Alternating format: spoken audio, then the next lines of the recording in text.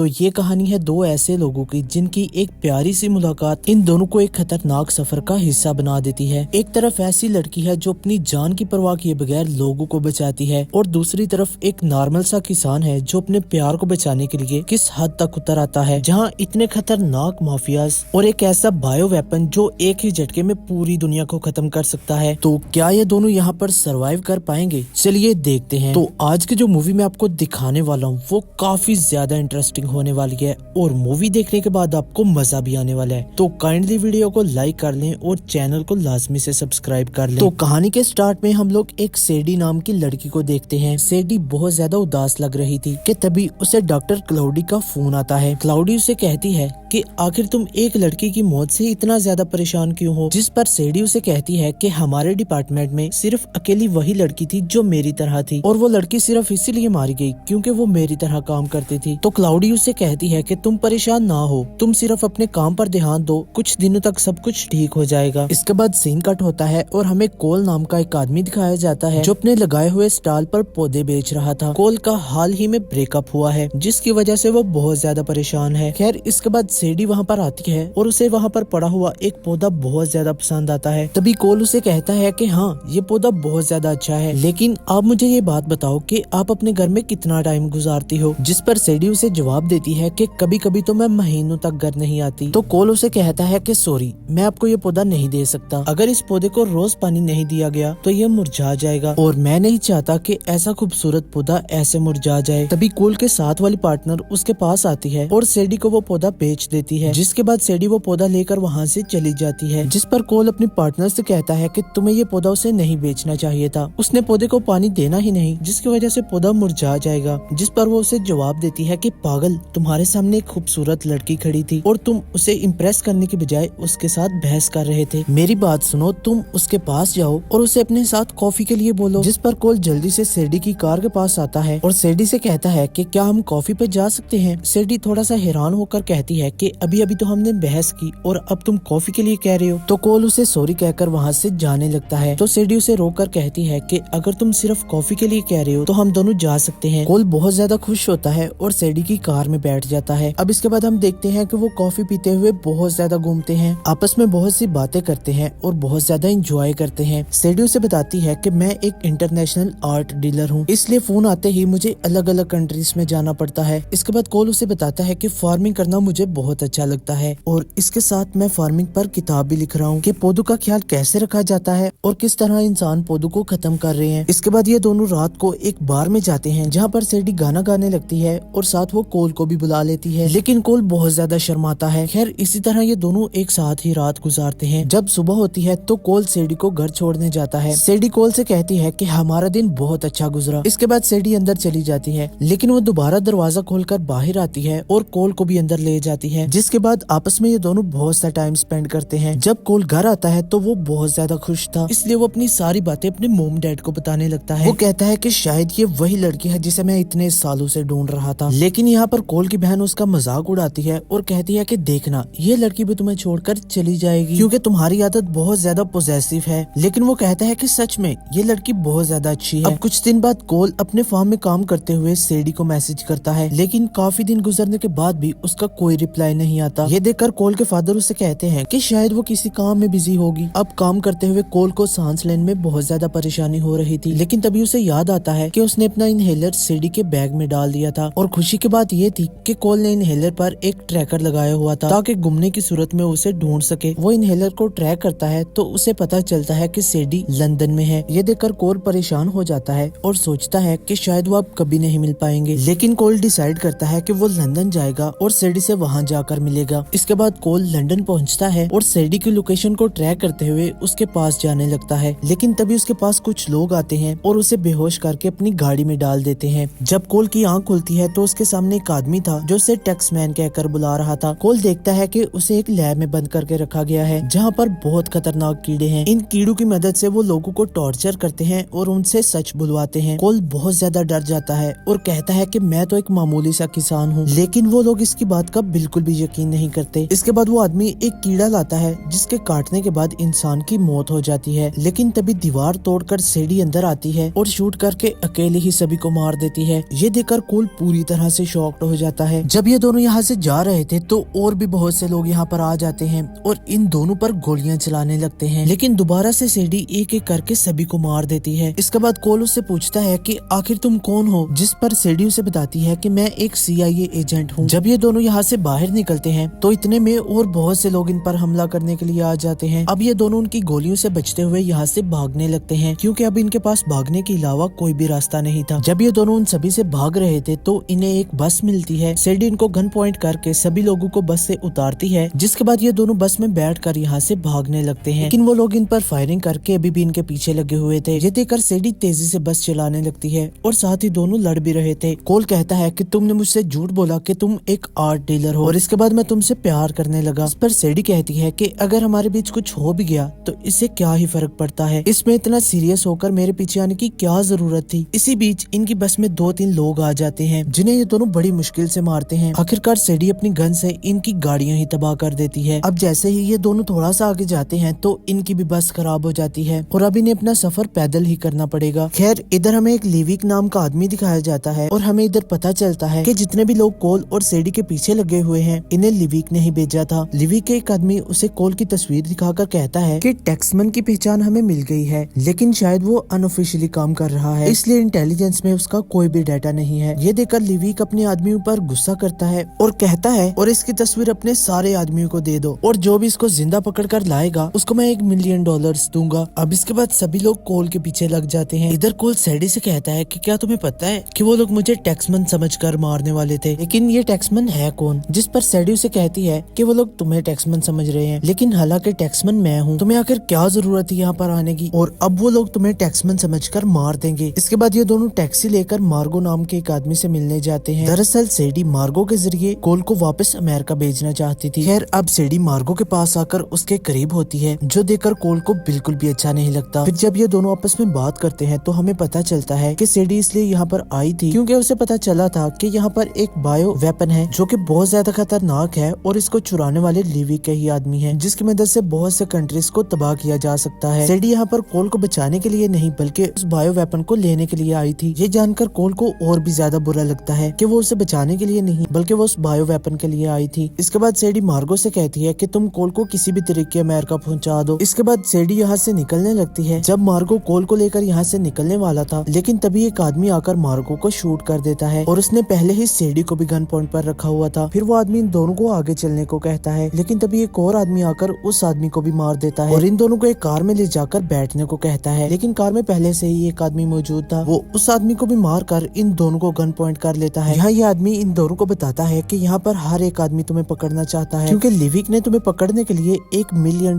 का इनाम रखा है। अब ये आदमी इन दोनों को अपनी गाड़ी चलाने के लिए कहता है, लेकिन रास्ते में एक गाड़ी आकर इसी आदमी को कुचल देती है। इसके बाद ये दोनों किसी तरह एक गाड़ी लेकर यहाँ से निकल जाते हैं। रास्ते में कोल सेडी को बताता है कि जब इन लोगों ने मुझे पकड़ा था तो वो बार बार किसी पासकोड के बारे में बात कर रहे थे। ये सुनकर सेडी गुस्से में कहती है कि ये तुमने मुझे पहले क्यों नहीं बताया, क्योंकि उस पासकोड के बिना वो उस बायो वेपन को कहीं पर भी नहीं बेच सकते। तो ये बात समझ रहे थे कि कोल ही इस पासकोड को जानता है, इसलिए लिविक ने कोल को पकड़ने के लिए $1 मिलियन का इनाम रखा है। खैर इसके बाद सेडी एक और नई चाल चलती है। कोल के सर पर कुछ मारकर उसे बेहोश कर देती है। फिर जब उसकी आंख खुलती है तो वो देखता है कि सेडी कोल का सौदा करने के लिए लिविक के आदमियों के पास आई है, जिसको सेडी बताती है कि ये ही टैक्समैन है और अब मुझे मेरे $1 मिलियन चाहिए।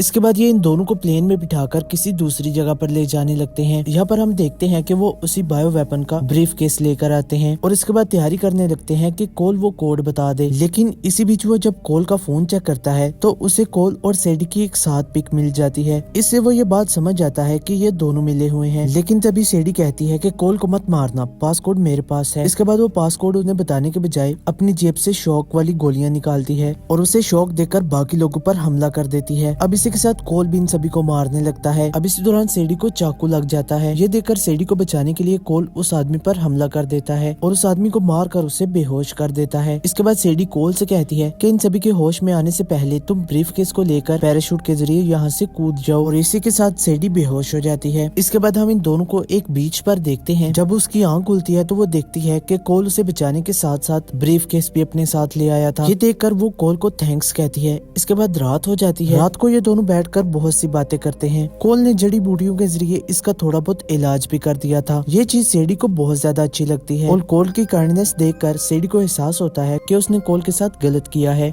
इसी बीच ये दोनों आपस में बहुत सी बातें करते हैं और उसके बाद एक दूसरे के करीब होते हैं। इधर हम वार्गनर को देखते हैं जो अपने बॉस लिविक को बता रहा था कि टैक्समैन वो ब्रीफकेस लेकर यहाँ से भाग गया है। ये देखकर लिविक बहुत ज्यादा गुस्सा होता है और ब्रीफकेस के साथ साथ टैक्समैन को ढूंढने का कहता है। अब जब सुबह होती है तो हम देखते हैं कि वार्गनर अपने आदमियों के साथ वहाँ पर पहुँच चुका था। वो इन दोनों पर गोलियां चलाने लगते हैं, लेकिन तभी CIA के लोग भी वहाँ पर बोट लेकर आ जाते हैं और वार्गनर के लोगों को शूट करके उन्हें मारने लगते हैं। लेकिन इस दौरान वार्गनर उस ब्रीफकेस को लेकर यहाँ से भागने में कामयाब हो जाता है। अब इसके बाद CIA वाले इन दोनों को लेकर अपने हेडक्वार्टर पहुँच जाते हैं। यहाँ पर जैक्सन नाम का आदमी लाइव डिटेक्टर लगाकर इन दोनों से पूछताछ करने लगता है। इसके बाद वो सेडी से अपने बॉस को मिलने का कहता है। जब सेडी अपने बॉस क्लोडिया से मिलती है, क्लोडिया उसे कहती है कि तुम उस बायो वेपन को वापस नहीं ला पाई और बहुत से रूल्स तोड़ने की वजह से तुम्हें कुछ दिन के लिए सस्पेंड किया जाता है। इधर जैक्सन कोल को समझा रहा था कि जितना मुमकिन हो सके तुम सेडी से दूर रहो। सेडी हर बार एक नया झूठ बोलती है और वो सिर्फ तुम्हारा इस्तेमाल कर रही है। उसने अब तक बहुत से लोगों को मारा है। इसके बाद हम देखते हैं कि CIA वाली टीम डिसाइड करती है कि वो लिविक को आधा कोड बताएंगे। जैसा कि लिविक जानता है कि पास कोड टैक्समैन यानी कोल के पास है। अब वो कोल की मदद से लिविक को पकड़ेंगे, लेकिन कोल ऐसा करने से बिल्कुल इनकार कर देता है। लेकिन ये टीम कोल को समझाती है कि तुम्हारे साथ साथ तुम्हारी फैमिली भी अब खतरे में है, क्योंकि लिविक को लगता है कि तुम ही टैक्समैन हो, इसलिए अब तुम्हें ना चाहकर भी हमारी मदद करनी पड़ेगी ताकि हम लिविक को पकड़ सकें और उसे खत्म कर सकें। ये सुनकर कोल मान जाता है, लेकिन सेडी उसे कहती है कि इस मिशन में तुम्हें बहुत ज्यादा खतरा है। ये CIA वाले तुम्हारा इस्तेमाल करके तुम्हें ऐसे ही छोड़ देंगे। जिस पर कोल सेडी से कहता है कि तुम्हारे CIA वाले कह रहे थे कि तुमने भी मेरा इस्तेमाल किया है। अब ये सुनकर सेडी को बहुत गुस्सा आता है और वो यहाँ से चली जाती है। इधर हम लोग एक डैनी नाम के आदमी को देखते हैं। यहाँ पर हमें पता चलता है कि डैनी ने ही लिविक को काम दिया था उस बायो वेपन को पकड़ने के लिए। लेकिन अब वो लिविक पर बहुत ज्यादा गुस्सा करता है और कहता है कि मुझे 48 घंटे में उस बायो वेपन का पासकोड चाहिए और अगर ऐसा ना हुआ तो मैं तुम्हें मार दूंगा और इस बार टैक्समैन को मिलने के लिए मैं तुम्हारे साथ जाऊंगा। अब लिविक को पासकोड का एक हिस्सा बताने के बाद CIA वालों ने कोल के लिए एक टेबल बुक किया हुआ था और इसके बाद कोल को टैक्समैन कहकर लिविक को इसकी लोकेशन भेजती है ताकि लिविक टैक्समैन से आके मिलते ही CIA के जाल में फंस जाए। इसके बाद कोल बुक किए हुए टेबल पर जाकर बैठ जाता है। यहाँ पर हम देखते हैं कि CIA वाले उसे ऑपरेट कर रहे थे, लेकिन लिविक बहुत ज्यादा चालाक था। वो डैनी को साथ लेकर टेबल पर पहुँचने से पहले ही अपने आदमी से सभी CIA वालों को मरवा देता है। इसके बाद लिविक और डैनी ब्रीफकेस के साथ उसी टेबल पर आते हैं। वहाँ पर आकर वो कोल से पासकोड पूछते हैं। कोल यहाँ पर नाटक करने लगता है कि तुमने मेरे आदमियों को मारकर मेरी मदद कर दी और मैंने तुम्हें अपनी लोकेशन इसलिए सेंड की कि डिपार्टमेंट के साथ काम करके मुझे अभी तक कुछ भी नहीं मिला और अब अगर तुम मुझे दुगना पैसा दोगे तो तब मैं इसका पासकोड खोलूंगा। असल में वो इनके साथ टाइम पास कर रहा था कि किसी तरीके से डी यहाँ पर आ जाए। लेकिन यहाँ पर डैनी गुस्सा हो जाता है और कहता है कि तुम बेवकूफ किसी और को बनाना,